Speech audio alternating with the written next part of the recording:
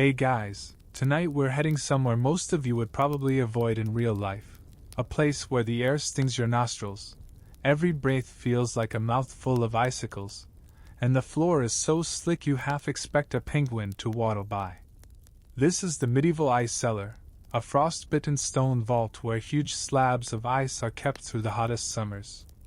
You think you can handle it? Trust me, you probably won't survive this shift. The work's brutal, the conditions are worse than your freezer after a blackout, and the pay, well, let's just say your medieval landlord isn't tipping you in gold. So, before you get comfortable, take a moment to like the video and subscribe, but only if you genuinely enjoy what I do here. And I'd love to know, where are you watching from, and what's your local time right now? Now dim the lights, maybe turn on a fan for that soft background hum, and let's ease into tonight's journey together. You shuffle forward, the wooden door of the ice cellar groaning on its iron hinges. Cold air rushes out in a wave so sharp it makes your teeth ache. The first thing you notice is the smell, damp stone mixed with sawdust, and something faintly metallic. Your boots scuff across uneven flagstones, their surface glazed with a treacherous sheen. Above, the low, arched ceiling is ribbed with frost, each breath puffing out into tiny clouds that hover before fading. A single tallow candle trembles on a stubby iron holder by the entrance. Its light can't reach the far corners, but it's enough to see the massive blocks of ice stacked like sleeping giants along the walls. Each one is dull white, rimmed with frost, and heavy enough that moving it would crush your toes if you got careless. You can hear the faint crackle of shifting ice, like a muffled whisper from somewhere deep in the stack. In winter, these cellars are loaded to bursting, ice harvested from frozen lakes and ponds, hauled here on sledges in a labor chain that starts before sunrise and ends well past dusk. Right now, though, the season's stores are already dented, gaps in the stacks like missing teeth in a grin.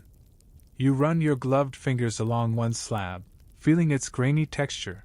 Unlike the glassy ice of modern cubes, this medieval ice is riddled with bubbles, twigs, and the occasional trapped leaf. It's not just nature's artwork, it's insulation. Historians still argue whether these cellars were primarily for luxury or necessity. Some insist they were the medieval answer to refrigeration, allowing wealthy households to serve chilled drinks and preserve delicate foods. Others argue they were more status symbol than practical tool. Because let's face it, nobody in the 14th century was casually enjoying a raspberry sorbet unless they had coin to burn. The deeper you step inside, the heavier the cold sits on your chest. Your breath starts to feel slow, like your body is instinctively trying to conserve heat. You pull your cloak tighter, though the wool already feels stiff with frost. Your nose prickles, and soon your ears throb in that dull, aching way that says frostbite isn't far behind. You think about turning back toward the doorway's golden sliver of outside light, but you've been assigned to work here. That means staying until the tallying's done. From a modern point of view, this place would be condemned for workplace hazards in under 5 minutes. The floor is uneven, the air damp enough to make you cough, and every corner hides a bruise waiting to happen. But in the medieval mindset, this is a marvel of storage, a vault that can stretch winter's bounty far into summer. The thick stone walls keep out most heat, and layers of sawdust between ice blocks slow the melt. It's a clever system, one your life here depends on. You can almost hear the echoes of the men who built it, masons chipping away at limestone blocks, carpenters setting massive timbers into place, laborers shoveling load after load of sawdust from the sawpits. Sawdust, by the way, was basically the medieval equivalent of bubble wrap. It kept the ice from sticking together and acted like a thermal blanket, though one that smelled faintly of fresh-cut pine and damp rot. A droplet of meltwater lands on your cheek, startling in its warmth against your cold skin. You glance up and see a slow drip working its way along the crack in the ceiling. That's bad. Where water flows, warmth follows, and where warmth follows, ice disappears. Losing even a small chunk of stock could mean shortages for the kitchens you supply. And shortages mean angry clients, wealthy ones, the kind who know exactly how to ruin your day. The candle flickers as a draft snakes through the door, carrying with it a reminder of the world outside. You imagine the marketplace, sunlight spilling across stalls of bread and fish, merchants shouting prices, the smell of roasting meat. Out there, people complain about the heat. In here, your breath is freezing into tiny crystals before it hits the floor. You kneel to check the edge of a stack, brushing away sawdust to feel the slick surface beneath. The slab is still solid, no hollow thump when you rap it with your knuckles. Good, at least this section is holding. You make a mental note to mention the drip to the overseer later. He's not the type to thank you for it, but if the wall needs patching, better it happens before the meltwater spreads. Somewhere in the gloom, a faint rustle stirs. Your eyes flick toward the sound, half expecting to see a rat nosing through the sawdust. Instead, you catch the twitch of a shadow, probably just a trick of the candlelight. Still, you keep one hand near the small wooden mallet hanging from your belt. It's meant for breaking off ice, but in here, it doubles as a very blunt form of self-defense. The cold wraps tighter around you, the kind of cold that makes your teeth ache even when your mouth is closed. You roll your shoulders, trying to keep the blood moving, and your fingers cramp inside your gloves. Somewhere behind you, the door creaks again, and another blast of icy wind sweeps through, colder than before. You turn, ready for whatever's next. The door yawns wide, and the pale wash of early dawn slips across the cellar floor. It's not enough to warm anything, just enough to remind you the day has started, whether you're ready or not. Out in the yard, you can already hear the scrape of wooden runners over frozen ground. That sound means only one thing: the ice haul is beginning. You step outside and feel the cold in a different way, sharper, more direct. Your breath fogs instantly, curling into the dim blue air. The pond lies a short walk beyond the storehouse, its surface gleaming under a film of frost and faint mist. Men are already out there, crouched with long-handled saws, cutting great rectangles into the ice. The smell of fresh cut wood mixes oddly with the scentless bite of the frozen water. Your job today? Dragging those slabs back to the cellar. You eye one block as it's pried loose, a beast of a thing, nearly the size of a hay bale and weighing more than you want to guess. Medieval ice workers didn't have forklifts or rubberized gloves. They had ropes, sledges, and the stubborn will to keep moving even when your hands felt like glass. A team of two heaves the first block onto a low wooden sledge.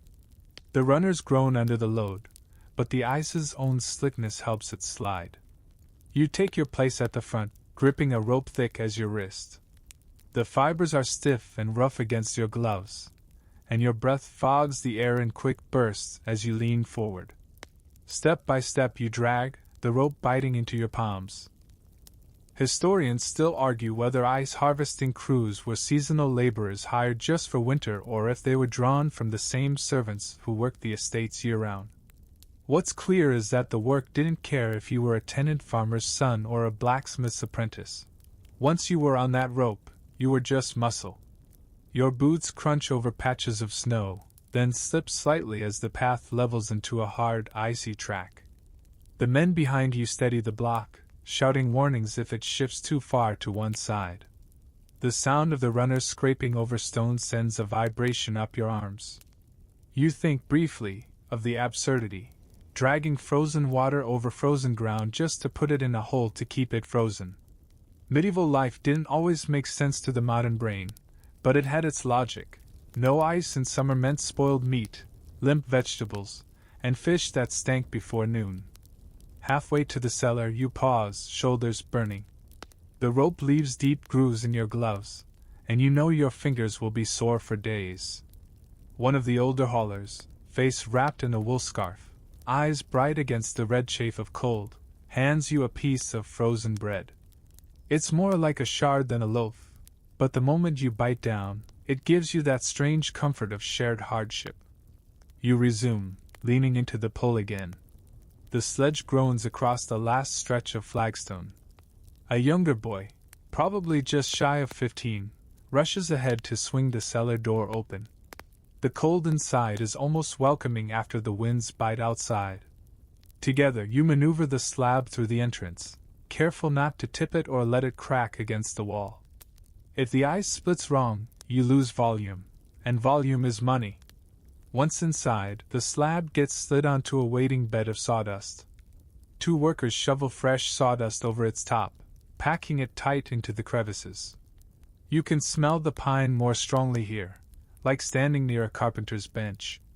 In a few days, these blocks will be indistinguishable from the others, just part of the great, silent wall of winter inside the cellar. The sledge is dragged back out, empty now, but somehow heavier in your arms than when it was loaded. That's the thing about medieval labor. You don't notice the weight until the adrenaline fades, and then your muscles start keeping score. You join another crew heading back to the pond. The sun has risen a little higher now, weak and pale, turning the ice into a patchwork of silver and white. The sawing continues in a slow, rhythmic rasp, each cut spraying up fine ice dust that settles on cloaks and hair like tiny stars.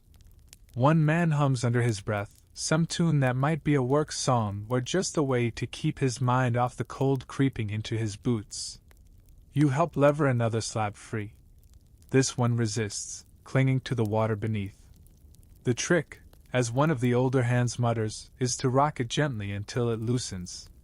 Too much force and you'll crack it in half, which makes it harder to store. When it finally comes loose, the block glistens in the morning light, tiny air bubbles sparkling like trapped jewels. It's almost beautiful, if you ignore the fact that it's about to be your enemy for the next quarter mile. By the 3rd trip, your back is aching, your shoulders feel like they've been gnawed on, and you're sure you've lost feeling in at least 2 toes. But there's also a rhythm to it: saw, lever, load, drag, stack, cover. Repeat. In the medieval world, routine is survival. Break the rhythm, and you fall behind, and the ice is lost to melt or theft. Somewhere along the way, you spot a crow hopping along the pond's edge. It pecks at something invisible in the snow, head jerking in quick little movements. For a moment you envy it, no ropes to pull, no overseer to glare if you slow down. But then it flaps away, leaving just its footprints in the frost, and you're back to hauling. The sun is a dull disk now, filtered through thin clouds. The day will warm soon, and the ice will soften. That's the other urgency here. Work too slow, and your perfect block will turn slick, harder to grip, more likely to slide right off the sledge. You lean forward, pull harder, and let the path carry you back toward the yawning dark of the cellar. The cellar swallows the block like a whale gulping down a fish, and you follow it into the dim cold once more. The air is heavier now, filled with the scent of wet stone and the sharper tang of fresh ice. Somewhere near the far wall, a pair of men are already at work stacking. This isn't just about piling ice wherever it fits. There's a method, and getting it wrong could mean losing weeks of preservation. The first rule is the base. A thick layer of sawdust is spread across the flagstones, tamped down until it forms a cushioned bed. Sawdust might look flimsy, but in this setting it's your insulation, the only thing stopping the floor's residual warmth from gnawing into the ice. The second rule is the stagger. Never stack slabs directly on top of one another without a layer in between. That layer, more sawdust, absorbs the meltwater, keeps the blocks from freezing together, and makes them easier to pull apart later. You drop to your knees beside a slab, your breath fogging over its frosted surface. It's rougher than glass, full of faint ridges where the saw passed through. You scoop up sawdust from a waiting basket, letting it trickle between your fingers. The texture is oddly soothing, soft yet dry, with that faint piney aroma. For a moment you imagine you're in a carpenter's shop, but the chill quickly drags you back to reality. A man beside you, thin, with the gaunt look of someone who's spent too many winters in cellars like this, gives a low chuckle. "Don't pack it too tight," he murmurs, voice hoarse from the cold air. "If it freezes solid, you'll curse yourself come summer." You nod, pressing the layer firm but leaving a little give. Historians still argue whether medieval ice cellars were entirely subterranean or sometimes half above ground with thick earthen berms. What's certain is that designs varied by region. Some used brick vaults, others timber frames buried under soil, but the principle was the same: limit heat exchange and keep the air still. Once the first slab is in place, you and the others heave another onto the growing stack. This one lands with a muffled thump, sending a fine spray of frost into the air. You work quickly to cover it, brushing sawdust into every seam. The cellar is dim except for a single lantern hanging from a nail in the wall, casting a faint golden haze that seems to make the ice glow from within. You notice a small rivulet of water snaking out from one block. That's a bad sign. It means the ice was either cut too thin or is already starting to lose its battle with the cellar's temperature. Without a word, you grab a shovel and pile on more sawdust to absorb it, hoping to halt the spread. It's like patching a leak with rags, not permanent, but enough for now. Your breath has settled into a rhythm with your movements: scoop, spread, pat down, lift, shift, lower, repeat. The work isn't fast, but it has a certain meditative pull. It's the kind of repetition that can make an hour disappear, even as your fingertips grow stiff. Occasionally, you swap out with another worker to fetch fresh sawdust from the storage bins near the door. The bins themselves are barrels, some as tall as your chest, packed so full that the sawdust bulges over the rim like bread rising from a pan.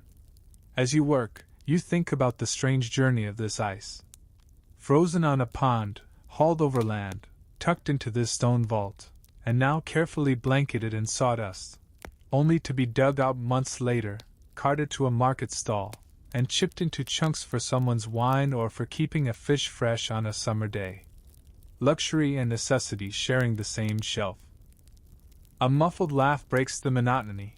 One of the younger haulers has tried to stack a slab too close to the wall, and pinched his fingers.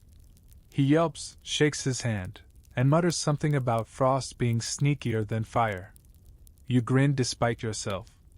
There's truth in that. Fire announces itself with heat and smoke, but frost just settles in quietly until your skin can't feel a thing. The cellar floor is a patchwork now, older ice near the back, marked by darkened sawdust and a faint slump in the blocks, newer slabs up front, sharp-edged and bright.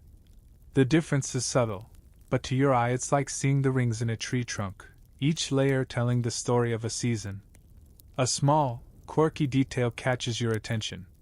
Someone has carved their initials into the corner of one block. The letters are crude, but they'll be there until the melt. You wonder if it's a way for the workers to leave their mark, or just boredom finding an outlet. In a place like this, entertainment options are limited.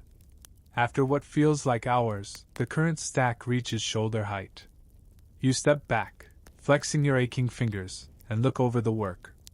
The blocks are neat, the sawdust layered just right, and the air feels a touch colder now, a sign that the growing ice mass is starting to chill the space more effectively. The overseer, a stout man in a patched leather jerkin, gives a single approving nod. That's as much praise as you're likely to get. You take a deep breath and let it out slowly, watching it curl in the lantern light. The job isn't glamorous. It isn't even comfortable.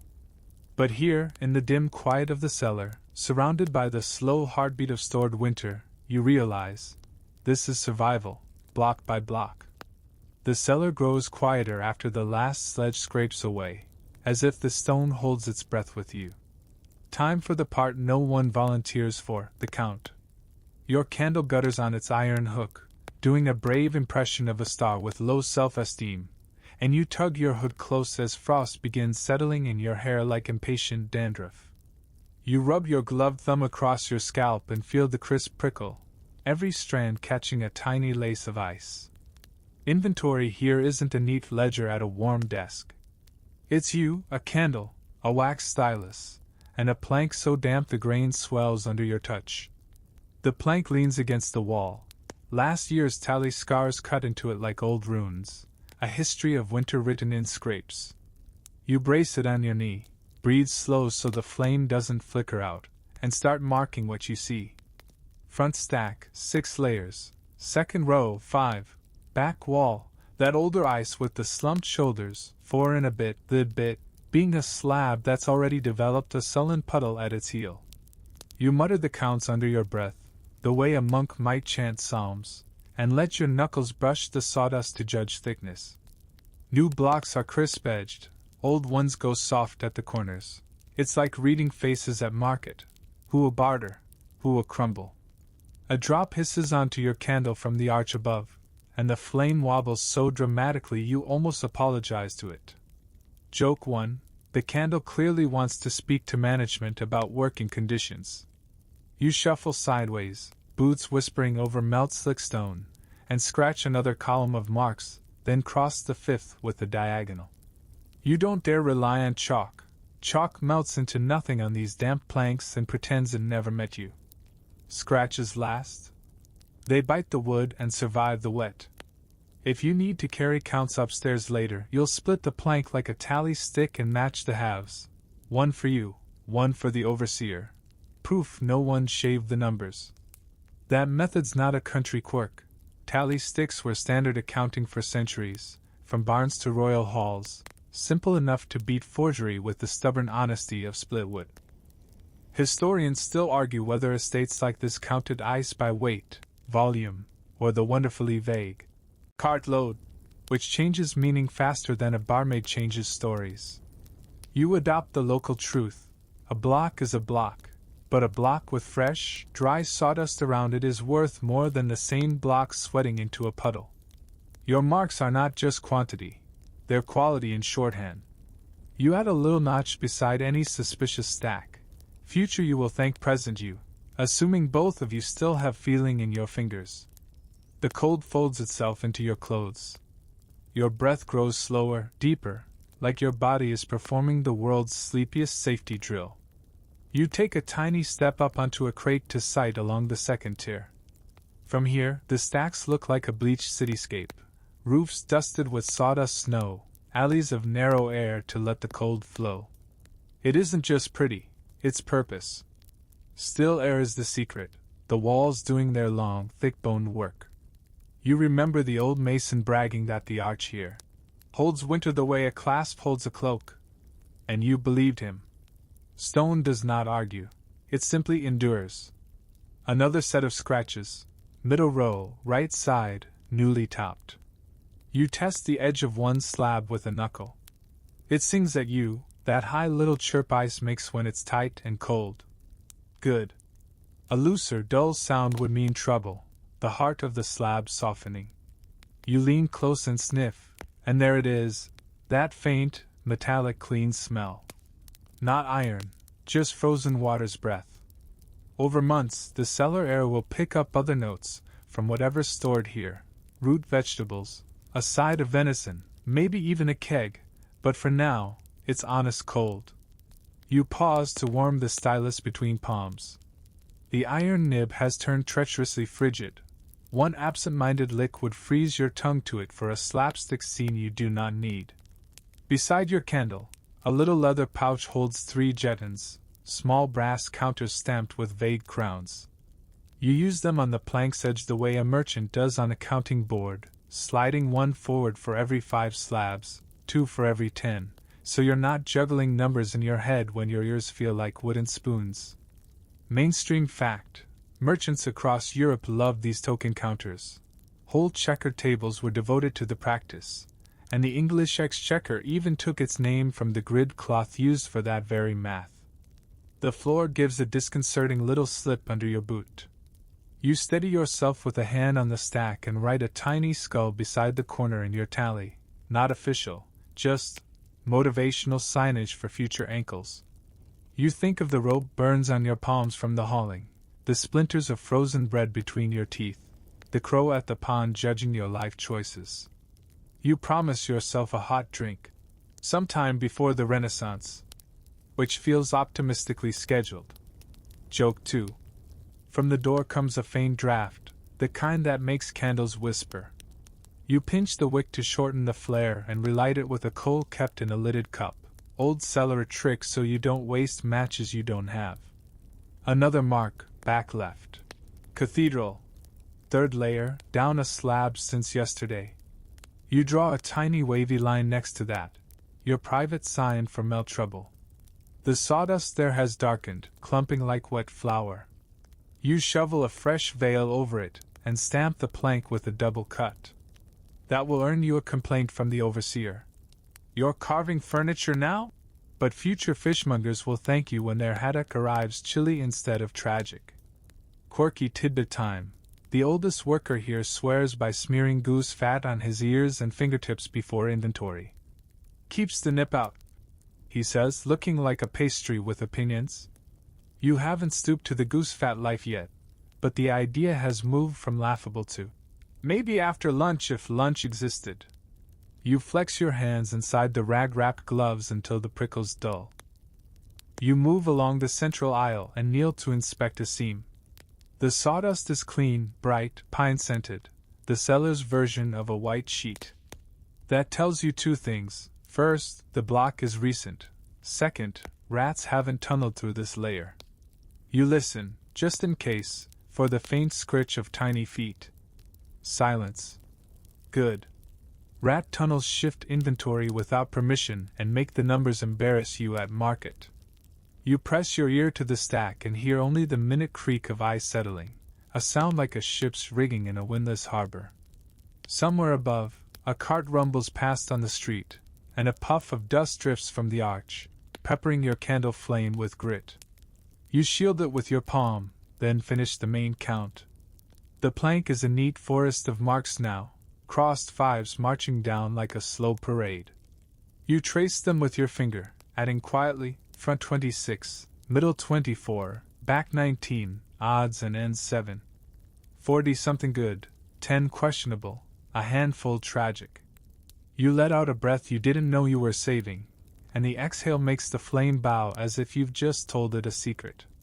Historians still argue whether cellars like this were everyday features across northern towns or luxuries reserved for estates with deep purses and deeper pride.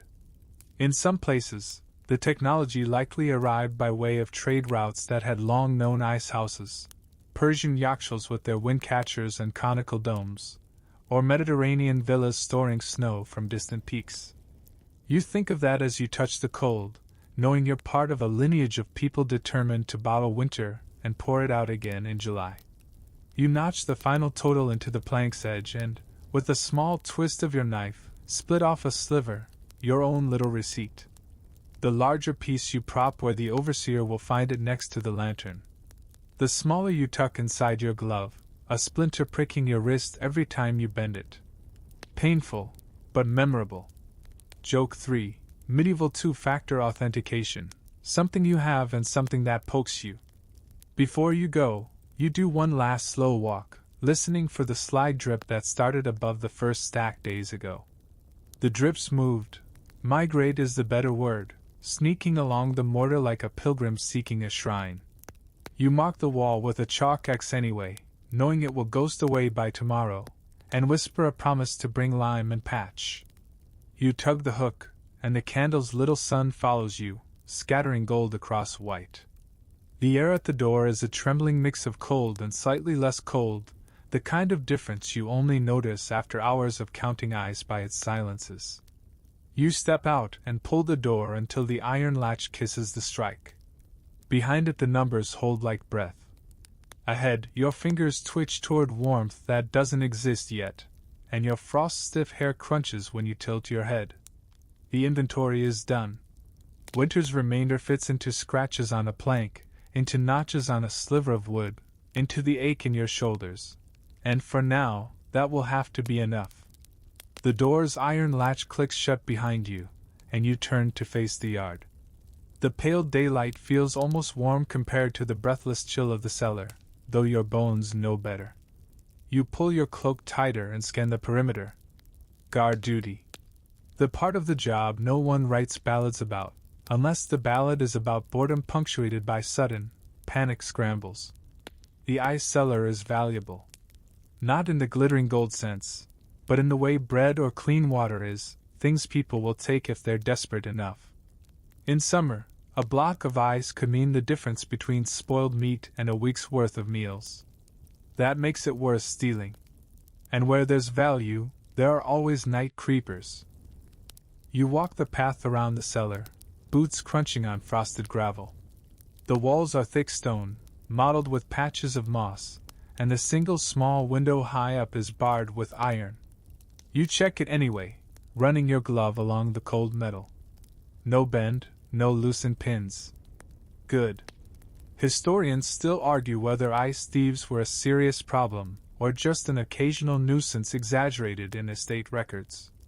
But there are enough scattered accounts of missing slabs, whole sledges gone from barns, that you take the risk seriously. The main vulnerability is the door.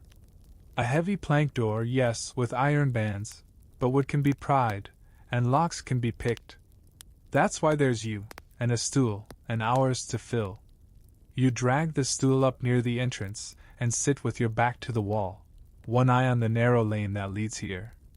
The lane is a chute of pale mud and trampled snow, flanked by low stone walls. If anyone comes, they'll have to come that way, unless they're mad enough to scale the storage shed. You pass the first hour shifting your weight, and watching a small patch of sunlight inch along the opposite wall. The cold outside is different, drier, more biting, but after the cellar, your skin feels as if it's breathing again. You flex your toes in your boots, feeling the pins and needles throb of returning warmth. It's almost pleasant, until a gust blows through and steals it all away. The stool creaks as you lean forward, elbows on knees. Somewhere in the distance, a cart rattles by, and you catch the faint clink of glass bottles. Maybe a brewer's delivery, maybe medicine bound for the apothecary. Closer, the yard is quiet, just the occasional scratch of a chicken rooting through the straw near the barn. A movement at the end of the lane draws your attention. A hunched figure, walking slow, wrapped in a patched cloak the color of old soot. Too slow for a courier, too quiet for a merchant. You straighten, letting one hand rest on the wooden mallet at your belt. The figure draws closer, and you catch the glint of something metal under their arm. When they're near enough, you call out, not loud, but with the kind of tone that says you've noticed. The figure halts, looks up, and you see it's an older woman with a basket. Not metal, just a sheen of frost on the wicker. She lifts it slightly, as if to show she's no threat, and mutters something about taking scraps to the pigs. You nod her through the yard's edge, watching her until she disappears around the shed. The thing about guard duty is that every shadow looks guilty if you stare long enough. You catch yourself eyeing the chicken as if it's about to smuggle out an ice chip. Joke one. If it could, you'd be out of a job and the chicken would be running a black market sorbet stand. To keep your mind awake, you start pacing short laps. The stool sits in the same patch of sun, unbothered. Your boots leave a new trail of prints over the old ones. Each time you pass the door, you test the latch, just in case. The iron's cold enough to stick if you linger, so you learn to flick it with the back of your glove. A small, quirky tidbit you remember from another cellar worker. In some towns, they would scatter dried nettles in the sawdust near the stacks as a petty booby trap for thieves. Get a handful of that, and you'd be itching for days. Hard to explain to your neighbors without admitting where you'd been. Here, the overseer thinks it's a waste of good nettles, so your deterrent is mostly presence and a mallet. The sun tilts lower, and the cold thickens. Your breath hangs in the air longer before it fades. You pull the hood farther forward until the edge brushes your nose. Out of habit, you scan the lane again. This time, you spot two figures together, both in short cloaks, heads bent toward each other. They're walking faster, and you catch the shine of something long, maybe a pole, maybe just a staff. They stop a few paces away. One of them, broad-shouldered, with the weathered skin of someone who works outdoors, asks if you've got any ice for sale. You point toward the market square, explaining the cellar isn't for casual trade. He nods, but there's a flicker in his eyes, a calculation.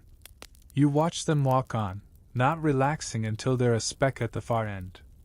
Historians still debate whether ice was priced fairly or inflated to keep it exclusive to the wealthy. The truth probably depends on who you ask. The noblewoman enjoying chilled wine in July, or the fishmonger watching his day's catch spoil. Either way, guarding it means guarding someone's investment, and indirectly someone's supper. The lane empties again. Your stool waits. You sit, shifting the mallet so it rests comfortably against your thigh. The cold settles into your shoulders, and you can feel the day's earlier hauling deep in your muscles. The yard grows quieter, the shadows longer, and the thought occurs, guarding ice is a strange job, but in this season, it's one of the few things that feels steady.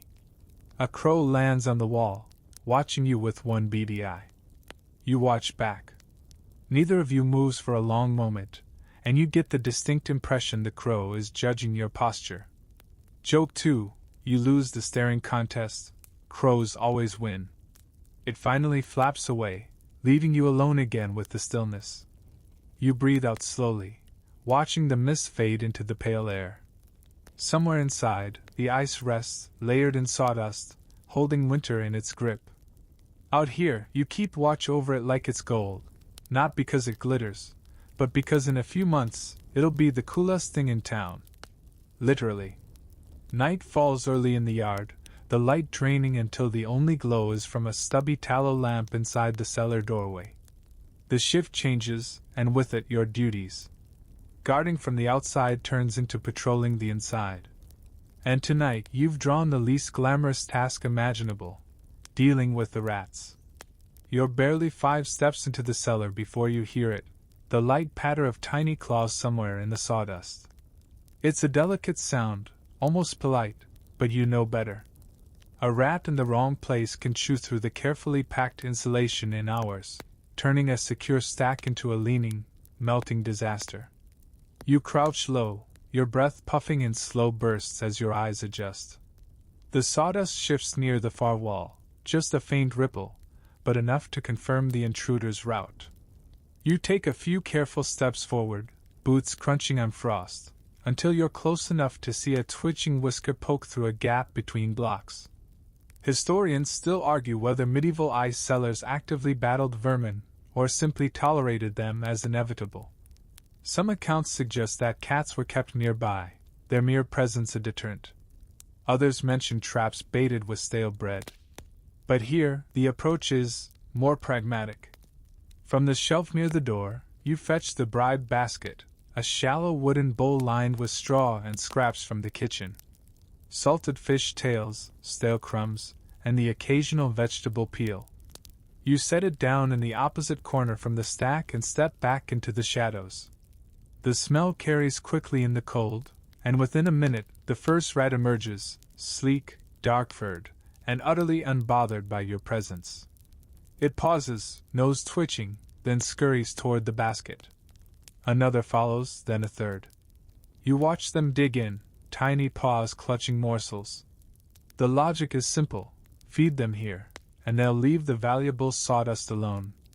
It's not foolproof. Some rats can't resist a good tunnel, but it reduces the risk. You shift your weight, the wooden mallet hanging at your side. The cold in here is deeper than the yard's chill, a quiet, patient cold that sinks into your bones. The candlelight from the door wavers as a draft snakes in, and for a moment the shadows of the rats stretch tall across the ice stacks like miniature thieves. Joke 1. In this version of the story, the criminals actually do have tails. A soft skitter behind you makes you turn. Another rat, this one pale with a torn ear, darts along the wall and vanishes into a crack you hadn't noticed before. That's worth remembering. Small openings can grow, especially if gnawed. You mentally add plug crack to tomorrow's endless list. The bribe basket is nearly picked clean in minutes. The rats disperse, disappearing into the cellar's network of unseen routes. You retrieve the basket, refill it from the scrap bin, and place it in another corner. This rotation keeps them guessing and hopefully keeps their teeth away from the insulation. Quirky tidbit: in some places, workers swore by sprinkling dried mint in sawdust as a rat repellent. The smell supposedly offended them. Whether it actually worked, or just made the cellar smell faintly festive, No one can say for sure. Here, mint's too valuable for flavoring drinks in summer to be wasted on rodents. As you patrol the stacks, your boots crunch lightly, and your breath curls upward, catching on the frost-rimed beams. The ice looms silently, massive and inert, but in your mind, it's fragile, a treasure under siege by nibbling mouths. You pause at one stack and lift a sawdust layer. Clean. No tunnels, no droppings. You exhale in relief. Somewhere toward the back, a faint drip echoes. You follow the sound, careful not to disturb the layered sawdust. The drip isn't from meltwater, it's condensation from a beam where warm air seeped in. You run a gloved hand along the wood, feeling the damp patch. Another repair for the list. That's the trouble with cellars.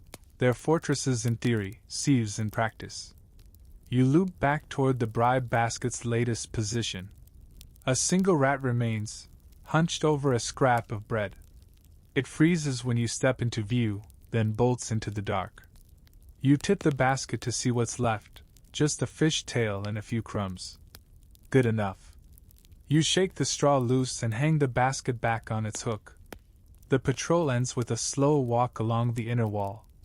You run your fingers over the stone, feeling for gaps or shifts. It's a habit now, the same way some people check every door lock before bed. You know the cellar better than your own room.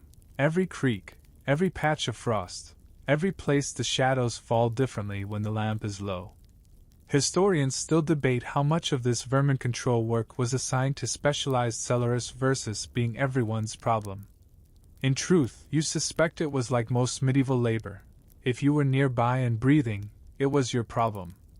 You pause at the door, looking back into the cellar one last time. The ice stacks stand silent and unmoving, their sawdust blankets smooth. No ripples, no twitching whiskers. For now, the bribes have worked.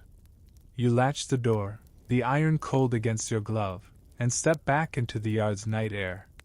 The sky above is clear, the stars sharp, and your breath feels lighter now that it's not competing with the cellar's damp chill. Joke 2, you tell yourself you've made peace with the rats, but if one of them starts demanding a wage, you're leaving. The night is far from over, but for now, the ice rests, and so do you, at least until the next skitter in the sawdust calls you back.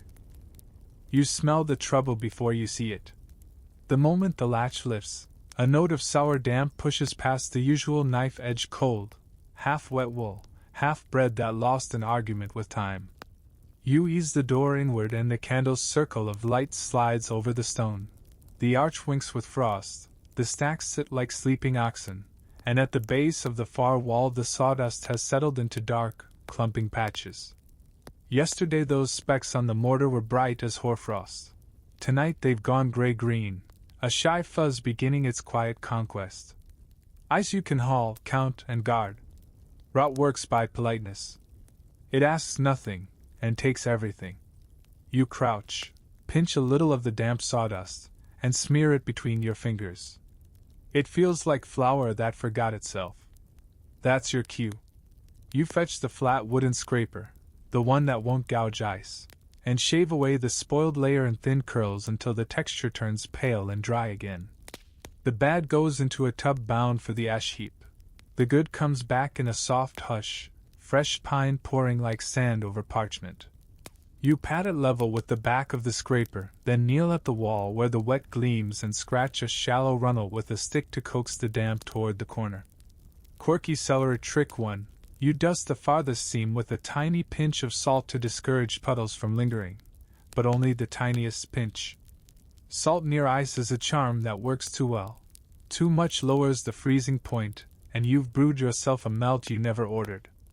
Light joke 1. Congratulations, you've invented medieval slush and immediately regret it. The next enemy lives higher. You tilt the candle along the arch. The mortar wears a faint fur, like a painter tried one brushstroke and wandered off. Time for the bucket. Lime wash waits there, thick and chalk white, a brush standing in it like a small winter tree. Mainstream fact: lime washing was a medieval housekeeper's small miracle. The highly alkaline slurry discourages mold and many bacteria, which is why dairies, bakehouses, and even infirmaries wore that pale coat year after year. It seals hairline pores, brightens gloom, and, if you're lucky, buys you a season of peace. You load the bristles and lay on a stripe. The slurry breathes a clean, mineral coolness. Where the brush won't go, you rub the mixture in with your gloved thumb, pushing it into the mortar's thirst. Drops spatter your boots and dry into chalk kisses.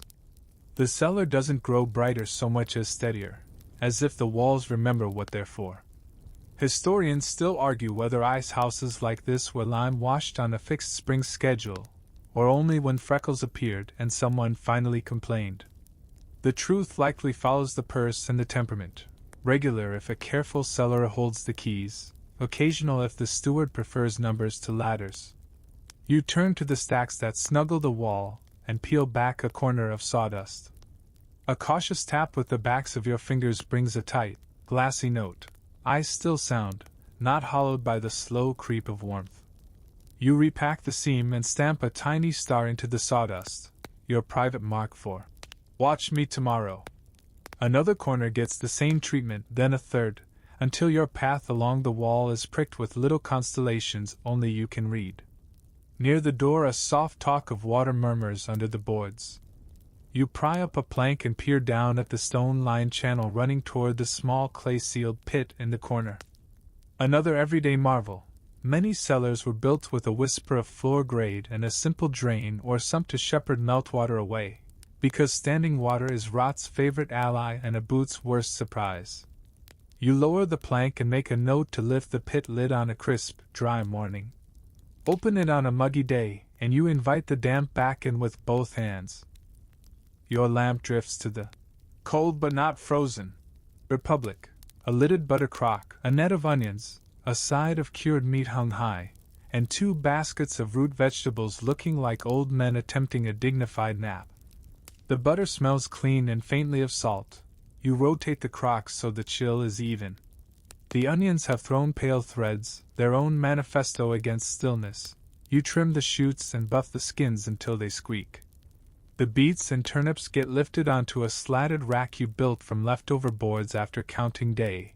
Air under wicker means no damp can nest unseen.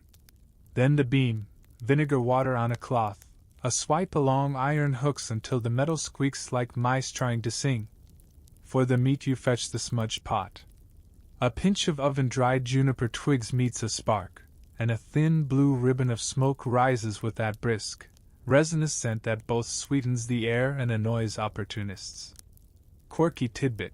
Some cellarists swear by waving rosemary or bay under the beams like a priest with a censer. Wine folk even fumigate their casks with burning sulfur to keep spoilage spirits at bay. You don't have sulfur tonight, so you let the juniper whisper through the rafters and picture the saints nodding, approving the hygiene if not the theatrics. You check the rat routes on habit and find them quiet. Last night's bribe basket seems to have bought a truce. No tunnels stitched through the sawdust, no telltale grains scuffed into little crescent moons. Still, you smooth the surface with your palms so any midnight footprints will show. Light joke too, if one of them leaves a signature, you'll start charging by the paw print. Then the brush again, because the far arch felt more weepy than the rest. Your shoulders sing their low, workday song, your breath slows to the cellar's rhythm, and the lime sets in a faint sheen like frost deciding to behave. There's an argument rattling around the market this winter about air. Do you crack the vent on the bitterest nights to purge the damp, or keep everything sealed and trust the stone? Historians still argue whether medieval cellars prized occasional airing, or feared any draught as betrayal. You choose the superstition that earns the fewest disasters, a thumb with open only when the cold bites like iron, closed again well before dawn when the thaw prowls back. Tonight is middling, either knife nor oven, so you latch the shutter tight and set your hand to the hinge until the chill stops whispering there. The work shrinks pleasantly to housekeeping. You dust the ledge where frost had grown whiskers, retie a bundle of leeks so they hang apart instead of sweating together, then swap the butter's place with a small basket of apples. You've learned fruit bullies dairy if you let them share a corner. You drag the scraper once more along the floor's faint runnel, watch the damp obey its line, and feel the room settle from fretful to merely stern. Light joke 3. Somewhere, an inspector you've never met has added one invisible gold star to your invisible chart. Before you close, you stand still and listen. The murmur at the sump is a cat's drowsy snore. The smudge pot has thinned to a memory. The lime brightens the walls in a way that feels like good manners. You think of the old household charms, a chalk mark above the door, a sprig of wormwood tied to a beam, to keep the greening out. Folklore is a toolbox with opinions. You tuck a small juniper twig into a mortar joint, not as magic but as a reminder to your future self, pay attention here. You rinse the brush, leave it bristling in a pail, and rub your brow with the back of your glove. Grit, lime, and cold have made a layered mask of your skin. You smile because that's what winning looks like in a cellar. Nothing dramatic, just a nudge in the right direction. Rot will try again tomorrow. So will you. You pull the door until the latch kisses home. The sour note is gone now, replaced by the chalk-clean breath of lime and a faint thread of juniper, as if the stones themselves have decided to breathe a little easier. You've barely closed the cellar door when a voice calls from the gate, a wiry man in a thick wool cap, stamping his feet against the cold. An innkeeper, judging by the apron and the confident tilt of his chin. His cheeks are pink from the wind, but his eyes have that sharp, appraising glint you've come to expect from someone who haggles for a living. Need a cartload of ice, he says, as if ordering a round of drinks. For the ale cellar and a few other luxuries. You nod and motion him toward the bench by the wall where the sun, such as it is, turns the frost to glitter. No point leading him inside. The sight of your stacks tends to produce either panic. So much! Or bravado. I'll take it all! And both moods are expensive. You set your tally plank on your knees and show him the marks from this morning's count, carefully neutral, the way a priest might read a list of sins without judging. Cartload, you echo. Meaning your cart or mine? He smirks. Mine, of course. The big one. You smile sweetly. Ah, the big one. Then that's 2 ropes for backs, and a prayer to Saint Eligius that your will doesn't sulk at the ruts. Price climbs when saints are involved. Light joke 1. You always include saintly labor in the invoice. They never complain, but it looks official. He tries the friendly route first. We're neighbors, he says, as if proximity makes ice lighter. And I'll be needing more once summer starts biting. Think of it as an investment. You think of the rats, the lime wash, the juniper, the way your fingers still sting, and decide your investments have all been made already. Happy to invest, you murmur, in survival. Here's the rate. You scratch a neat figure. He winces theatrically, which means you've landed near truth. Mainstream fact to season the talk. You mention that ale keeps better cool, and that in many towns officials known as ale tasters, or ale conners, test brews for quality and fairness. You wouldn't want a visit from one of them when your casks are warm and sulking. You add. He grunts. Everyone knows a failed tasting can cost fines and reputation. Cool ale buys time, keeps the foam honest, and persuades patrons that the house is run properly. He counters by waving a hand toward the quiet lane.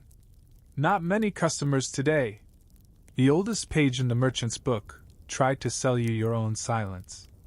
You lift the plank, tap the cross fives with your stylus. That's because my customers are patient, you say. Yours are thirsty. Let's not confuse the two. Historians still argue whether prices for perishables, ice included, were set by guild habit, by municipal assize, or by raw market haggling that changed with every cloud in the sky. You live in the practical middle. Whatever the rulebook claims, winter labor and summer scarcity are the real authors of price. So you meet the innkeeper halfway, almost. If you take half a cart, you say, I'll hold the rest for a midsummer fair rate. Provided you send your boy with coin on the 1st of the month. He narrows his eyes. Coin. Not a tally? He's testing you. Earlier, with the inventory, tally sticks were your friend. With innkeepers, they're a memory that goes missing exactly when the moon is new. You shake your head. Coin. Groats if you've got them. I'll tolerate pennies if they're not crying. He laughs despite himself, and you feel the ground shift in your favor. Time to sweeten without spilling sugar. I'll throw in the sawdust. You add. Clean and pine-scented. He blinks. Sawdust? You nod. Insulation for your trip, and bedding for the blocks when you store them. Stops them making puddles on your cellar floor. Light joke too, you call it the house garnish. Pairs well with anything cold. He hems. You wait. Negotiation here is less wrestling match than long, slow dance. Step, pause, listen for the drum of need. His need, today, is not ale alone. There's a wedding, he confesses at last. They want chilled wine and a custard kept from weeping. You tip your head. There it is, the luxury hiding behind the ale. Then we're moving into saint and angel labor. You say gently. Custards are fickle even when the moon approves. Quirky tidbit, shared like gossip to soften a price. Some households lower crocks of cream or butter into spring houses or even cool wells by rope, letting the running water chill them without a speck of snow. You could try that for the custard, you suggest. But if the well tastes of iron, your guests will notice. He winces again. The well behind his inn is famous for arguing with flavors. Ice it must be. He makes another offer, better, but not yet honest. You let it hover, then point to the sky. The light is bending toward noon, and you know how quickly a sledge can sulk once the day softens. Every quarter hour we quibble, you say. Is a handful of melt. You rub thumb and forefinger together, the universal sign for coin turning into water. Another voice joins the lane, an apothecary's boy, leather bag thumping his hip, cheeks bright. Master says he'll need ice for compresses. He calls, out of breath. Couple of pounds a day if the fevers keep. You keep your face calm, but privately thank every saint with a union. Medicine speaks, merchants listen.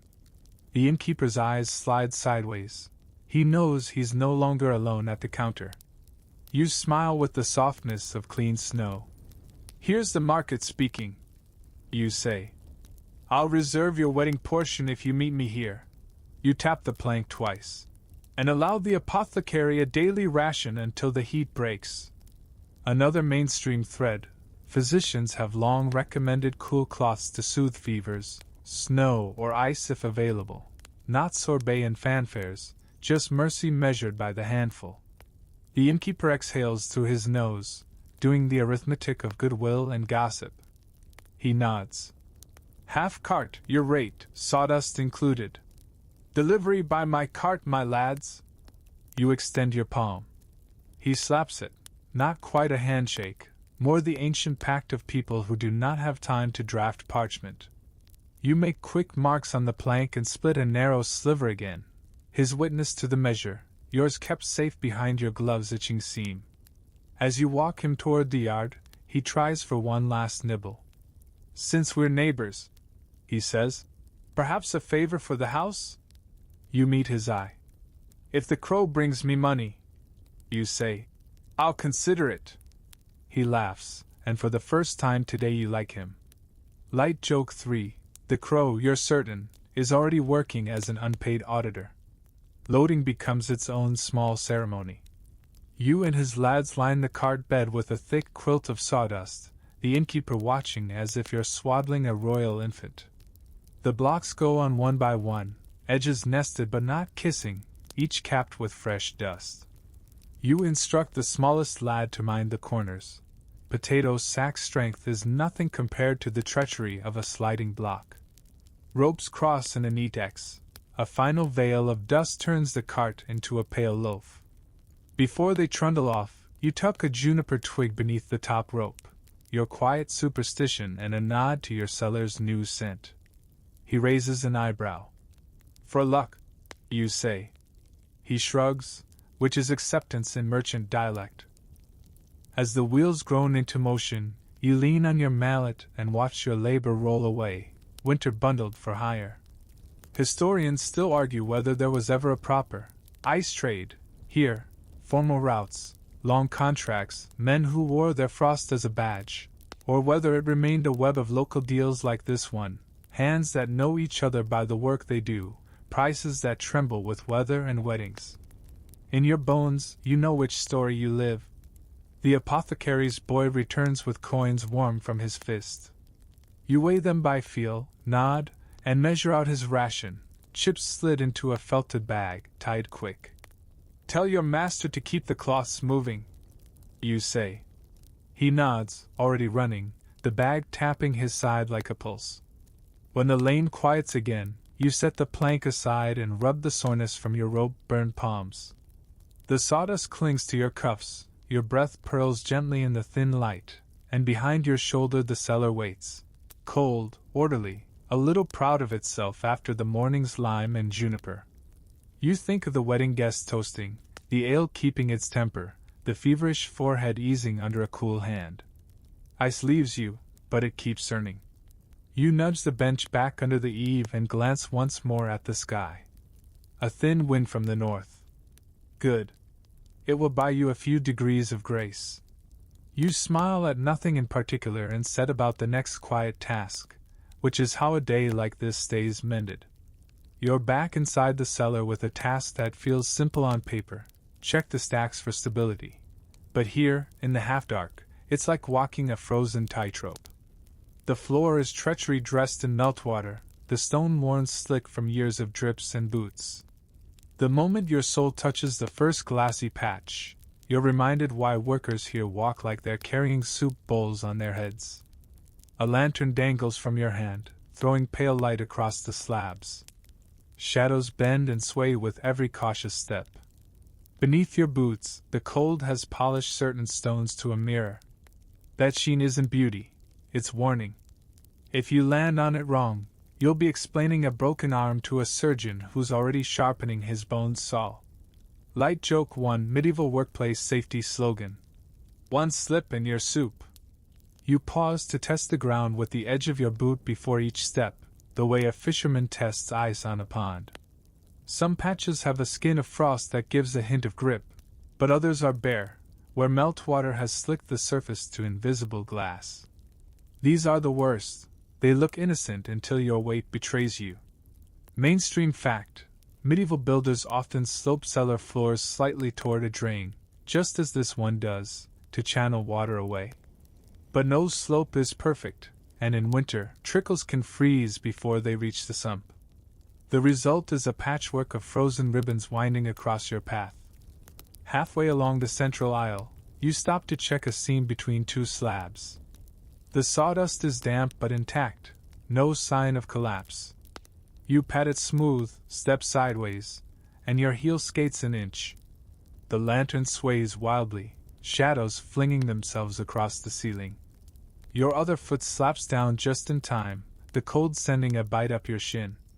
You breathe out slowly, then dig in your satchel for the basket of grit, a mix of coarse sand and crushed shells saved from summer. You pinch a handful over the slick patch, watching it pepper the ice. A little crunch underfoot returns as you test it. It's not elegant, but it keeps you upright. Quirky tidbit: in some northern towns, cellar workers swore by scattering chaff from grain mills over slick floors. It worked, but the smell of damp husk mixed with melting ice made the place reek like a brewery in morning. You prefer the shell mix, less stink, and a satisfying crunch when you walk. The next hazard comes from above. Near the far wall, a bead of water dangles from a frost spike, catching the lantern light like a tiny jewel. You step closer just as it drops, right onto a polished patch below. Over time, the same drip in the same spot polishes the stone into a trap, a kind of slow-motion sabotage courtesy of gravity. You crouch, scatter more grit, and mark the beam overhead with the charcoal X so you remember to chip that spike away later. Historians still argue whether such hazards were tolerated as part of the job, or whether diligent cellarists regularly scraped and salted to prevent them. From your experience, it depends entirely on whether the overseer's knees have ever met the floor in a bad way. Your route takes you between two tall stacks. Here, the footing is even narrower, and the meltwater gathers in shadowy puddles that hide their depth. You use the mallet handle like a staff, tapping the edges before you step. One puddle is shallow, just a smear of water on stone. The next is deeper, enough to soak through a boot seam if you're careless. You skirt it with the delicacy of a cat avoiding bathwater. The air grows colder toward the back corner, where the stone wall meets the earth. It's a false comfort. Colder air means slower melt, yes, but it also means frost forms in fine sheets that slide underfoot like invisible cloth. You lower the lantern and catch the telltale shimmer. Grit again, this time with a wider scatter. Light joke too, you're convinced half your grit ends up on the rat's paws, giving them better traction than you. At the midpoint of your circuit, you kneel to test the stability of one of the tallest stacks. You press your shoulder lightly to the base block, solid. Then you palm the top layer and feel the faintest shift. Not a collapse, just the sawdust settling unevenly. You wedge in a little more from the bucket you've carried, tamping it gently with the flat of your glove. You stand and stretch, lantern swinging, and your eye catches something odd on the far side, a faint arc carved into the frost by, what? You crouch, tracing it with a finger. It's from a sledge runner, narrow and shallow. Someone's moved a block recently, and not along the main aisle. You make a note to ask the others. Unplanned shifts are as dangerous as loose stones. On your way back toward the door, you step over your earlier grit patches, each crunch a small victory. You pass the drain, listening for the faint gurgle of meltwater trickling away. Still clear. You resist the temptation to pour hot water down. It would clear ice fast, but steam in this place is as welcome as rats. Quirky cellar habit, you tap each mallet handle twice against the doorframe before leaving, a little ritual for no falls today. You've seen others do the same without even realizing it, superstition wrapped in muscle memory. Historians still debate whether such careful navigation was learned on the job or taught by older workers as part of an informal apprenticeship. Judging by your aching thighs and slow, deliberate gait, you're inclined to think it's learned the hard way, one slip at a time. You hang the lantern on its hook, feeling the day's tension in your calves. Outside, the air feels safer somehow, even if it's just as cold. Behind you, the cellar floor will keep trying to turn itself into a skating pond. You'll be back tomorrow, grit basket in hand, to argue with it again. Light joke 3. You may not win, but at least you'll slide into battle fully prepared. The moment you step out of the cellar, the cold changes character. Inside, it was heavy and still. Out here, it's a living thing, sweeping across the yard in long, steady breaths. And today, it's carrying the summer you'd forgotten about. The air beyond the shadow of the ice house feels dense, warm, and almost oily, like heat baked into stone for months is now seeping back out to claim you. You squint at the brightness. After hours in the gloom, the sun feels like an interrogation lamp. The first inhale is almost dizzying. Warm air rushes into lungs trained for the cellar's crisp sting. Your body doesn't trust it. You pull your cloak tighter even though it's not the cold you're guarding against, it's the shock. Mainstream fact, medieval workers moving between hot and cold spaces often complained of lung fever or cellar cough, a condition blamed on sudden temperature changes. Whether it was actually pneumonia or just a well-earned chill, the advice was always the same: cover your mouth, walk slowly, and let your body catch up. You do all three, though the marketplace ahead promises to undo that advice in minutes.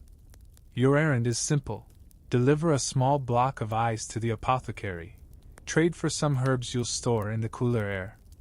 You wrap the block in thick cloth and nestle it in a basket with a sprinkle of sawdust for good measure. As soon as you step into the lane, the heat presses in. You can almost hear the ice sigh. By the time you're halfway to the square, the cloth is damp against your palm. The road is crowded, vendors crying out, children darting between baskets, the smell of bread colliding with that of salted fish.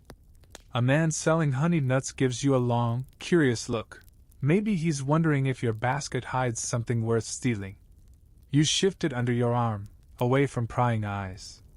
Historians still argue whether ice was paraded through towns like this in open view or moved quietly to avoid attention.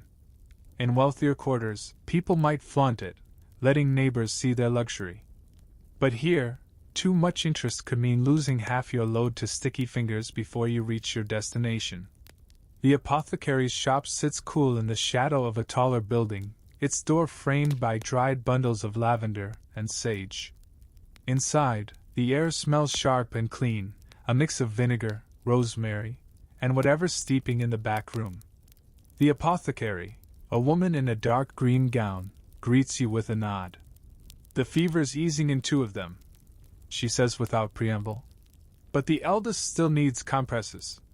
You hand her the block, watching her fingers test its chill through the cloth.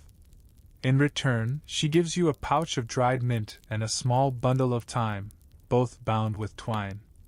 "For the rats," she adds with a faint smile, an echo of the old belief that certain scents will drive them away. Whether it works or not, it'll make the cellar smell less like stone and more like a garden in July. Leaving the shop means stepping back into the heavy warmth. The lane feels smaller now, its noise pressing closer. The sun is higher, and you can feel the heat on the top of your head, creeping under your hood. You head back toward the cellar, moving carefully so the herbs don't crush in your bag. Quirky tidbit: some medieval households kept small, cool cupboards, near shaded wells, lined with wet cloth to keep the inside temperature lower. On days like this, you think longingly of such a thing, small enough to tend without slogging through the full brunt of the market's heat. By the time you see the cellar door again, your face is damp, and your breath feels heavier. You push inside, and the cold rises to meet you like a tide. The shift makes your skin prickle. You stand still for a moment, letting your breathing slow, herbs cradled in your hands. The air here smells subtly different already. The juniper you burned earlier lingers, now edged with the faint green sweetness of mint and thyme. You tuck the herbs into a high niche where the rats can't reach, and the air will stay cool. Historians still debate whether herbs like these were more for function or for the comfort of the workers who had to live in such spaces for hours. You're not sure it matters. In a place where your breath hangs in clouds and your boots creak with frost, any hint of summer is a kind of talisman. You take one last deep inhale, letting the cool settle in your chest. Outside, the heat will keep pressing in, but in here, winter still holds. For now. Light joke 3. If you could bottle this air, you'd make a fortune and retire somewhere warm, just not this warm. It starts with a muffled thump somewhere deep in the stacks. Not the small, familiar sigh of sawdust shifting, but the kind of sound that makes the hair on your neck stand up. A slow, heavy give. You set down the bucket you're carrying and listen. There it is again, followed by a faint, crystalline crack. You weave between the rows, lanterns swinging in your hand. The smell changes first, less of pine, more of cold water creeping into dust. Then you see it, along the north wall, a corner of the stack has slumped.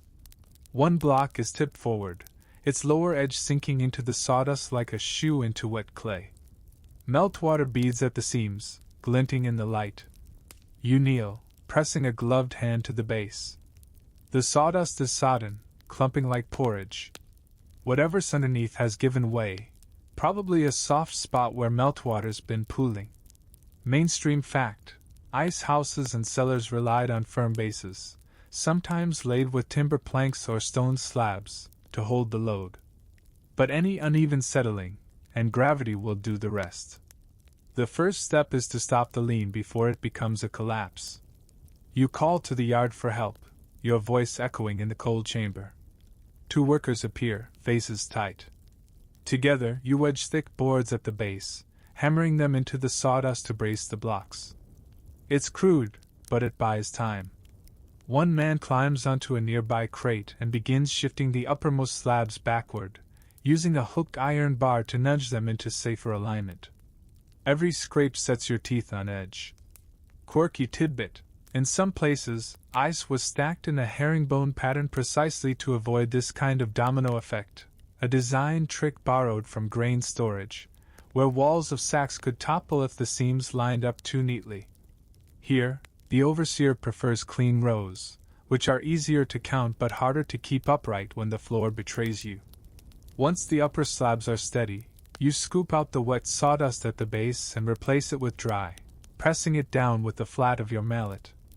The smell is sharper here, cold water mixing with the faint resin of the fresh pine dust. You know the replacement won't last forever. Once meltwater finds a path, it tends to keep coming back. Still, you can't leave it unattended. The whole wall could slump, and you'd lose a week's worth of supply. Historians still argue whether collapses like this were considered a normal cost of storage or a mark of negligence. Some accounts treat them like weather, unavoidable acts of nature, while others name and shame the cellarer who let it happen. Either way, you're not about to let your name become the punchline at market. When the bracing is in place and the blocks resettled, you take a step back and scan the rest of the wall. A hairline gap runs along the mortar above, and when you touch it, a cold droplet forms instantly on your glove. That's likely the culprit, a leak from snow melt outside seeping into the wall. You make a charcoal mark on the stone, a promise to come back tomorrow with lime and patching tools. Light joke 1, you do it now, but your fingers are already considering unionizing against further wet work. You take the lantern and make a slow circuit of the other stacks, your eyes searching for the telltale lean. Twice you find blocks with suspiciously dark sawdust at their base, though nothing as dire as the north wall. You fluff the sawdust with your hands, letting air dry it a little, and make a note to add more in the morning. Back at the trouble spot, the braces hold firm. The blocks look steadier now, though you can feel the slight tremor in the wall when you rest your palm against it. Ice isn't inert. It moves, it settles, it breathes in its own slow way. You leave the lantern high on a hook, casting steady light over the corner, and step away with a mental map of every weak point you've just seen. Quirky cellar superstition: some workers leave a coin under a stack after a repair. To buy the ice is good behavior. You've never been sure if it works, but you slip a worn copper into the sawdust anyway. Not for luck exactly, more for the satisfaction of marking the spot in a way only you will remember. When you finally step outside, the yard air feels lighter, though it's no warmer. You rub your stiff knuckles, flexing each finger in turn. Inside, the cellar is holding. For now. But you've seen enough seasons to know that a collapse is never entirely over. It's just waiting for you to stop paying attention. Light joke 2, you imagine the ice whispering. Go on, take a day off. We dare you. You tighten your cloak and glance back at the closed door. Tomorrow will bring more bracing, more sawdust, and a fight with that leak in the wall. Tonight, though, you take comfort in knowing that the north wall is still standing, and that the ice, grudgingly, is still yours to guard. Dawn leans pearly over the river, the kind of light that makes everything look newly washed even though the quayside smells gloriously of old nets, tar, and yesterday's fish. You jolt your little handcart along the cobbles, the wheel complaining at each gap, a lidded crate of ice wrapped in sacking riding like a dignitary. Juniper still clings to your cloak from the cellar, a ghost of resin that battles the brine and politely loses. By the moorings, boats knock hulls like sleepy cattle, and gulls write rude opinions across the sky. You're not here for the scenery. You're here to turn cold into currency. The fishermen know you now, the quiet one with the winter in a box, so their eyes flick toward your cart even before you call a greeting. In the low, gray edge of morning, fish lay on wicker trays like scattered coins, silver herring, streaked mackerel, a line of flatfish with faces only an apothecary could love. A boy coils rope into neat eights. A woman with arms like ropes lifts a basket as if it's feathers. The river says hush and hurry in the same breath. Cellar keeper, calls a broad man in a tarred cap, his beard salted white at the chin. You bring us snow? You lift the lid an inch, and a breath of perfect cold escapes, frosting the rim. He whistles. Snow that doesn't argue, you say, and he grins. Time to trade. Mainstream fact slid into the talk like a knife under twine. You mention that the town's kitchens will want more fish today. Fast day on the church calendar. No meat broth, no bacon, no grand roasts. Fish keeps you fed and keeps your conscience conversational. Between Lent, Advent, Vigils, and weekly Fridays, a medieval year can stack well over 100 meatless days. The fisherman nods. He doesn't need persuading that holy hunger is good business. Herring will go first, he says. They always do when the bell says behave. You rest a palm on the crate's lid. Then keep them first, you answer. Which is why your ladies need a cool bed for the hours between here and their hearths. You point to the trays. The fish gleam now, but sun climbs quickly, and fish forget their manners even faster than merchants. I have what slows a morning into an afternoon. He eyes the crate again. There it is, the pinch of desire that makes price and person shake hands. Historians still argue whether these riverside markets packed fresh catches and ice as early as this or relied mostly on shade, wet cloth, and speed. In wealthy ports, there's talk of snow hauled from mountains. Inland, more often it's willow shade and quick feet. You live at the ragged seam where both are true. A little ice makes a short miracle, and miracles rent by the handful. You strike a bargain with the tar cap. No large slabs today. Just a scatter of chips for the seller's trays and a promise of one small block for the fishmonger's cart bound uphill. You measure by scoops, not weights, because this economy is more theater than arithmetic. Still, you keep the count steady. A scoop for him, a scoop for her, a scoop for the flatfish that scowl like magistrates, then another for the lad whose mother once sent mint to your cellar door. Light joke 1. Patron saint of fair dealing is probably watching, quill poised, and you'd like to keep your record smudge-free. The women selling from creels know the next step. They spread rush mats, lay the fish down belly to belly like letters in a folded packet, and you pour a breath of ice over them, never touching flesh directly, always filtered through clean cloth or mats. Sawdust stays in the cellar. Here, straw and rush keep the cold from biting into scales the wrong way. The result is a cool whisper rather than a shiver, enough to hold a gloss until the noon bell. Quirky tidbit travels down the quay like gossip. A fishwife swears that fern fronds, laid under eels in summer, keep them sweet an hour longer than straw. Is it true? Who knows? She says her mother learned it from a salt marsh grandmother who could read the tide like a book. You make a note anyway. Folklore is just data with better stories. You wheel the cart farther, stopping where a thin man is setting out cod, their mouths frozen in O-shaped surprise. He's not local. His vowels have a north wind in them.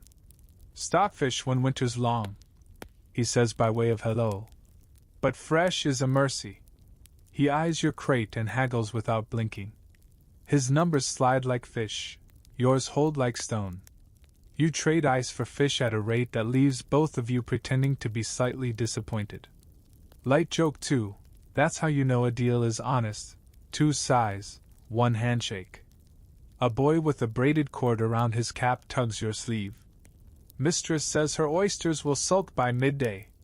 You glance at the tray, oysters glittering like pebbled moons, already dreaming of noon heat. You have just enough ice to lay a thin veil over the cloth above them. Tell your mistress to tuck them into deep shade and keep the cloth damp. You advise. Cold without draught, or they'll spit at the customers. He nods gravely, as if the oysters might tattle.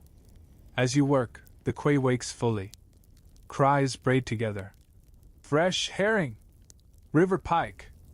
Knives click against wood as bellies open and gleam. Your box of winter quiets the frantic edge. Fish keep their armor ashine, and buyers' hands stop poking quite so urgently. The tar cap waves you back. His wife counts coins into your palm, warm from her glove, good weight.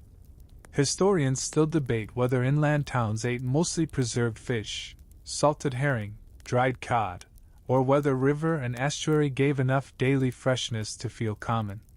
By noon, when you've watched 3 baskets of silver sell themselves on nothing but gleam and clean smell, you have an opinion. But you also know the other truth. When the carts roll inland for a day, salt and barrel win every time. A knot of argument forms at the end of the quay where a big man boasts he's brought 100 mackerel and a smaller woman insists his 100 has been drinking from the river. You step close enough to listen. Quirky trade trap. 100 of fish in some markets is not 10 tens but a long 100, 6 score, a smug 120. The woman knows it. The man pretends to forget. You clear your throat and mention softly that counting by 20s keeps everyone's temper. He laughs, surrenders 20, and winks as if you've spoiled his fun. You don't mind, you prefer a market where numbers behave. By late morning, the sun has the slyness of a cat on a table. You move your cart twice to stay in the strip of shadow thrown by a sail that someone has slung to dry. Each time, you lift the lid and add fresh sacking so the cold doesn't bleed out too fast. A Creole seller presses a heel of bread into your hand, salted and rough. So you don't faint, she says, as if fainting would be greedy. You thank her, tuck the bread away, and keep counting scoops. Then the buyer you've been waiting for, the fishmonger bound uphill, the one whose stall sits in that windless corner where summer collects like laundry steam. He needs one small block, no bigger than a loaf, plus a handful of chips to bed his trays.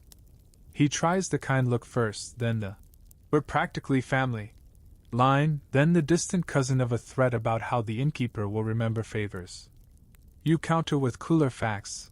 Uphill is a melt you can hear, and his stall is where good fish go to nap badly. He relents, pays full, and you lay the block into his lined crate with the ceremony of a christening. You add a sprig of thyme from your pouch, the apothecary's earlier gift, because it smells like July pretending to be decent. He sniffs, blinks, and says thanks like a man surprised by gentleness. Once the last scoop is promised, and your own crate is more breath than body, you chalk 2 marks on the cart to remember who owes you for tomorrow's ration. You've learned not to rely on memory at the quay. The gulls will carry it off if you let them. Light joke 3. Gulls are nature's auditors, loud and always sure you're hiding something edible. On your slow trundle back, the town looks different. Doors are open, pots are already arguing on hooks, a kitchen boy trots past with leeks like green flags. You picture the noon tables, fish lying neat on trenchers, a squeeze of something sour, a prayer said quicker than the chewing.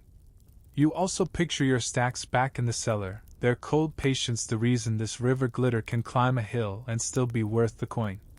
You park the cart by the door and lift the lid one last time. A shallow breath of cold rises, thin but brave. Inside, the air greets you like an old friend, the chalk-clean lime, the pine of sawdust, the shy ghost of juniper. You stow the empty crate, rub your rope-burned palms, and make a quick mark on the tally plank. Ice out, coin in, fish promised. Historians still argue whether this barter of cold for freshness changed diets, or simply smoothed edges already there. You shrug into your cloak and decide arguments are for warm rooms. Here, the truth is simple. Your winter lets someone's noon be better. That's trade you can sleep on. The cold has a way of creeping into your bones so gradually you don't notice it until your hands stop obeying. Tonight is one of those nights, your gloves stiff with frost, your breath a slow fog, and your fingers swelling until they feel like someone else's. You flex them hard, but the ache only blooms sharper. Frostbite doesn't shout, it whispers until you're half lame from it. You shuffle deeper into the cellar, pulling your cloak around you like it's a fortress. It's not enough. The air here has settled into the kind of cold that feels alive, the kind that seeps into joints and gnaws. Even your teeth ache. Somewhere in the dark, a drip echoes like a clock you can't see, marking time in cold seconds. Mainstream fact: frostbite wasn't named as such in medieval records, but accounts speak of winter burn, or the blackening, often afflicting shepherds, soldiers, and yes, cellarers who spent long hours in ice houses. Without the luxury of modern insulated gloves, you're left with layers of wool or linen, maybe leather if you're lucky. Tonight, the leather's as stiff as bark.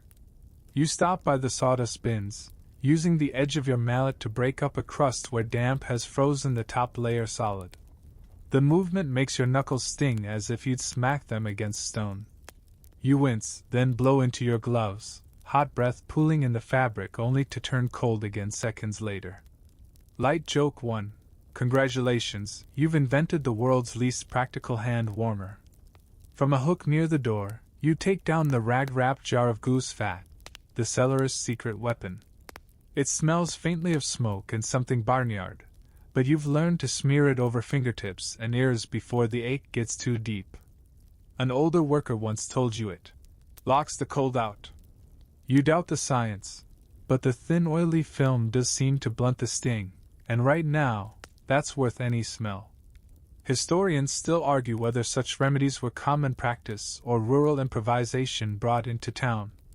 Either way, the trick passed mouth to ear, never in official manuals, half folklore, half survival.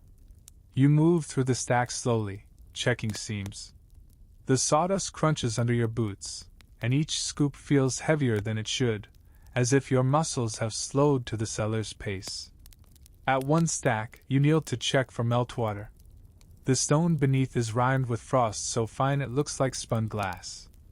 You press your palm to it, and the shock makes you hiss. The cold climbs straight to your wrist like a thin wire. Quirky tidbit: some workers swore by carrying a small pebble in each mitten, gripping and rolling it to keep blood moving in the fingers. You tried it once, but dropped a pebble into a stack seam and spent an hour chasing the rattle before giving up. The night draws on, and the work blurs, patching sawdust, brushing frost from beams, listening for the faint sigh of settling ice. The goose fat helps a little, but not enough. You stamp your feet often to keep the blood flowing, your breath puffing white with every exhale. By the time you finish the last circuit, your fingers are clumsy. You fumble the latch on the door twice before it gives. The air outside is colder in theory, but after the cellar, it feels like relief, drier, less close. You flex your hands in the moonlight, the skin red and stiff, knuckles swollen like knots in wood. Light joke 2, if your fingers get any stiffer, you'll start charging rent for the frost. You trudge to the small brazier in the yard, where a few glowing coals wait under a cover of ash. You hold your hands over it, too far to scorch but close enough to coax the ache into heat. It's almost worse at first, the pins and needles biting hard as the blood rushes back, but then your fingers loosen. Historians still debate whether frostbitten extremities were treated with snow to wake them gently, or with warm water. You prefer the brazier, slow, steady, and with the added comfort of light in the dark yard. When the ache finally fades to a dull throb, you pull your gloves back on and head toward your bunk. The cellar will be waiting at dawn, cold as ever, but for now, you've bought yourself a few hours of warmth. Light joke 3, you'll probably dream of a summer so hot you complain about it, human nature being what it is. The cellar has been holding steady for weeks, but every worker here knows what's coming, the winter's big harvest. The great freeze is creeping closer, those few brutal weeks when the ponds lock solid and the whole village becomes a chain of hands, ropes, and sledges. You can already feel the change in the air, a sharper bite, frost gathering early on the beams, your breath hanging heavier before it vanishes. Preparations start long before the first blade touches the ice. You and 2 others drag out the big sledges from the storage shed. Their runners are iron-shod, the wood worn smooth by years of hauling. You check each one for splits, tightening bolts and replacing frayed rope handles. The work leaves sawdust in your hair, mingling with the ever-present pine from the cellar's insulation. Mainstream fact: ice harvesting wasn't just for cellars like yours. Wealthy estates, breweries, even some hospitals relied on winter storage to keep food and drink cool through summer. That meant the harvest wasn't optional. It was as essential as cutting hay in summer or gathering grain before the rain. You spend the morning clearing the narrow lane from the cellar to the pond. Fallen branches are dragged aside, the ruts from last year's hauls filled in with packed earth and straw. Every trip will be heavy, and a single snag could snap a runner or pitch a slab into the ditch. You work with the rhythm of habit, each shovelful of earth tamped firm underfoot. Light joke 1. If only you got paid by the rut, you'd be rich by nightfall. Back inside, the storage space needs preparing too. You've been keeping the stacks lean these past weeks, knowing they'll soon swell with new blocks. The older ice is shifted forward, ready for use, leaving the prime spots in back and along the side walls for the fresh harvest. You strip away old sawdust from the floor, tossing it into the discard pile, and lay down clean layers. The smell of fresh pine rises in the chill like a whisper of summer in reverse. Quirky tidbit: some cellars sprinkled dried nettles into the floor sawdust during a big restock, claiming it kept pests from burrowing into the new layers. You don't bother. Last year the nettles left half the crew itching for days, and the rats seemed amused rather than deterred. Historians still argue whether medieval ice harvests were community-wide events or handled by specialized crews. In smaller towns, everyone pitched in. In bigger ports, the work might be contracted to gangs of laborers paid by the block. Here, it's somewhere in between. The same faces show up year after year, but the idle or unlucky drift in for the coin, or for the promise of a free dram at day's end. You sharpen the long-handled saws, the teeth catching faint light from the doorway. Each blade's rhythm matters. Too fine and it freezes in the cut, too wide and the ice cracks the wrong way. The old men mutter over which pond will freeze thickest this year, their predictions based on the color of the frost or how low the crows are flying. You keep your opinions quiet. You'll know soon enough when you hear the first clean scrape of saw on ice. By afternoon, you're hauling in bundles of straw and sacks of clean sawdust from the mill. The cellar will drink these supplies fast once the harvest begins. Every block needs a soft bed and a dry blanket. You stack the sacks near the entrance, where they'll be ready to grab between loads. The air is sharper now. Even inside the cellar, you can feel it tightening. Light joke 2. The cold is so intent on helping, you half expect it to start stacking blocks for you. Before dusk, you walk the whole perimeter of the cellar one last time. The hinges on the big door get a smear of tallow so they won't freeze solid. The drain in the floor is checked and cleared, in case the first blocks come in wetter than expected. The lime patches you set weeks ago are still holding. No new leaks yet, though you'll keep an eye on that north wall. Finally, you take the tall counting plank and make a fresh column, marked simply with a single notch at the top. New freeze. It's a small ritual, but it sets the season apart. In a few days, the empty spaces will vanish under gleaming walls of ice, each layer tucked into sawdust like letters into an envelope. You'll count them in crossed fives, track them as they melt away over the months, and start over next winter. Historians still debate whether such marking systems were for efficiency or just habit. You know it's both. The marks are proof of labor, a silent ledger that outlasts memory. As darkness closes in, you pull the door shut and hear the latch fall into place. Tomorrow or the next day, the first harvesters will arrive, breath clouding in the dawn air, saws already biting at the pond's skin. You'll be there to guide the sledges into the cellar, the first of dozens of trips until the place is full and humming with cold. Light joke 3. By the end, you'll be dreaming of ice even in your soup. For now, though, the space is ready. You glance around once more, empty beds of sawdust waiting like blank pages, and let yourself imagine the noise and bustle soon to come. The great freeze is nearly here. and the cellar is hungry for it. The freeze has come and gone, the harvest long since stacked in neat, pine-scented tiers, and now autumn sits heavy on the town. The mornings are damp instead of crisp, the wind feels lazy instead of sharp, and in the cellar, the air has softened, just a little, like a note going flat. You don't need to check the tally plank to know the truth. Winter's gift is slipping away. You swing the door open and the smell tells you before your eyes do. The top layers are sweating, beads of meltwater trembling before they drop into the sawdust below. Along the front rows, corners have rounded. The neat geometry you built in the freeze is giving way to something more like hills and valleys. You press a glove to one slab and the cold still bites. But it's no longer that clean, dry bite. It's damp, almost sticky. Mainstream fact: ice loss in medieval storage was a constant, inevitable reality. Even the best-built ice houses could lose a quarter or more of their harvest by the end of summer. In some places, the cellar planned for it, counting those losses into prices from the start.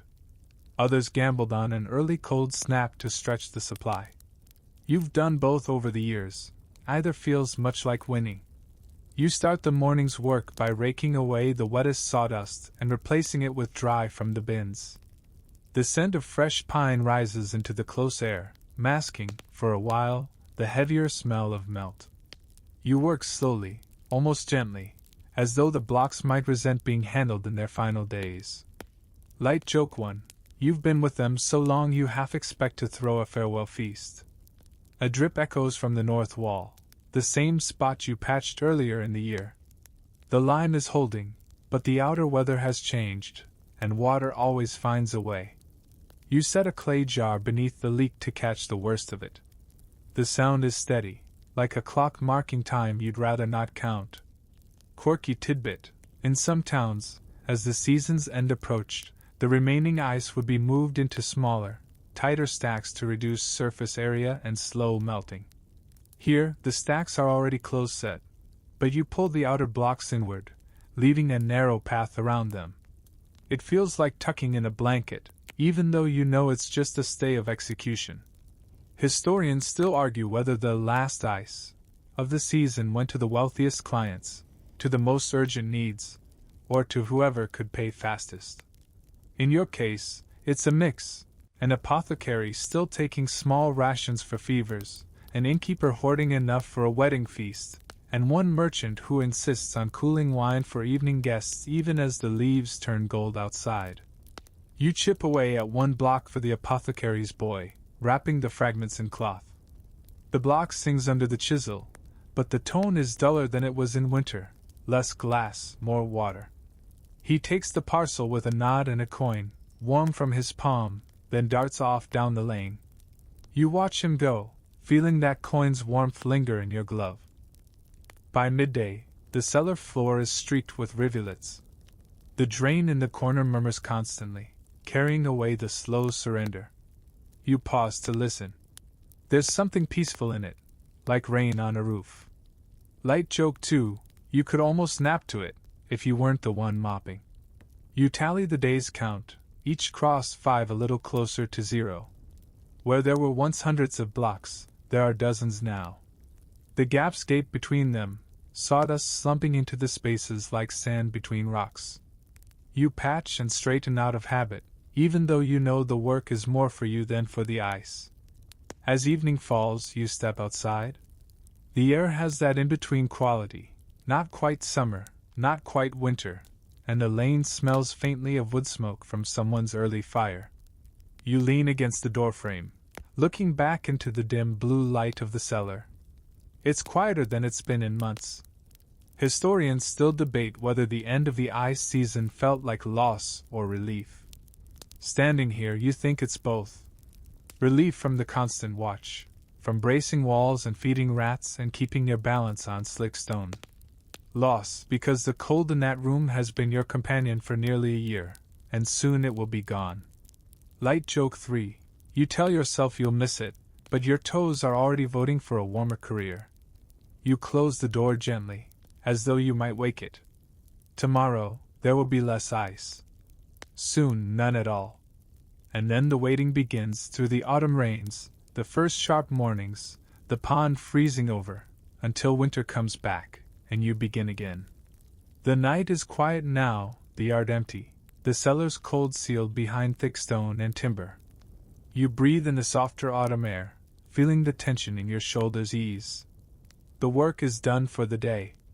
No more hauling, no more counting, no more bending over slabs that bite through your gloves.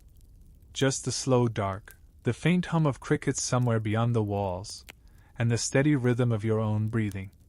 You let your thoughts drift. Picture the cellar as it will be in a few weeks, completely empty, the floor bare but for a thin scatter of sawdust, the walls bright with a new coat of lime. There will be no rush to guard it, no midnight checks for leaks, no haggling with innkeepers or fishermen. Just stillness, and the long wait for the ponds to freeze again. The seasons will turn. Leaves will fall and heap against the yard wall. Rain will slick the cobblestones. The first frost will dust the lane like spilled flour. You'll feel the air sharpen, the light thin, and know that the time is coming once more to gather winter in your hands. For now, you stand at the edge of the yard, the faint warmth of the day still lingering in the stones under your boots. The sky overhead is deepening, the first stars pricking through. You close your eyes and let the calm seep in, each breath slower than the last. The sounds grow softer, the crickets, the whisper of leaves, even the drip of meltwater fading into memory. You turn toward the door at last, the comfort of rest waiting just inside. Tomorrow will come, but tonight is yours, quiet, still, and as close to warmth as the work will ever let you have. Sweet dreams.